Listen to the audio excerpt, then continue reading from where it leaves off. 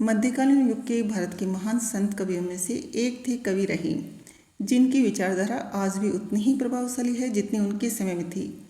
कवि रहीम का पूरा नाम अब्दुल रहीम खान खाना था। वे गोस्वामी तुलसीदास जी के समकालीन थे और अकबर के नवरत्नों में से एक थे। वे बड़े ही दानशील थे और अपनी व्यक्तिगत आय से बहुत कुछ नियमित रूप से दान कर दिया करते थे। प्रतिदिन सुबह जब वे अपने घर के बाहर बैठते तो बहुत से ज़रूरतमंद लोग उनके पास आते और वे उनकी ज़रूरत के अनुसार उनकी झोली धन, वस्त्र, अन्न इत्यादि से भर देते थे। लेकिन उनका दान देने का अपना एक अनोखा ही अंदाज था। ये बात प्रसिद्ध थी कि रहीम जब भी किसी को दान देते थे तो अपनी आंखें नीची रखते और कभी भी लोगों से आंखें नहीं मिलाते थे।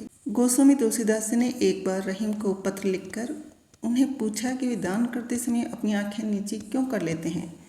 उन्होंने लिखा, ऐसी देनी देन जो कित सीखे हो सैन, ज्यों ज्यों कर ऊंचे करो त्यों त्यों नीचे नैन।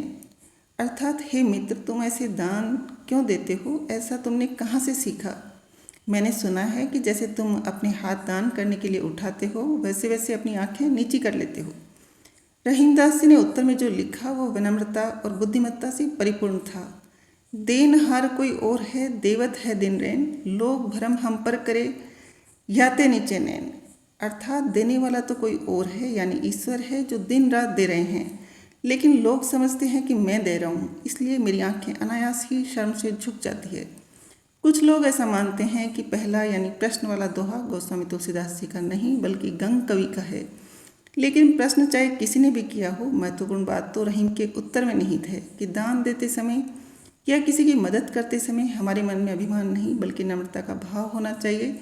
रहीम का मानना था कि रहीम गली है शांकरी, दूजो नहीं ठहराई, आपू अहे तो हरि नहीं, हरि तो आपुन नहीं। जहाँ अभिमान है वहाँ प्रभु का निवास नहीं हो सकता।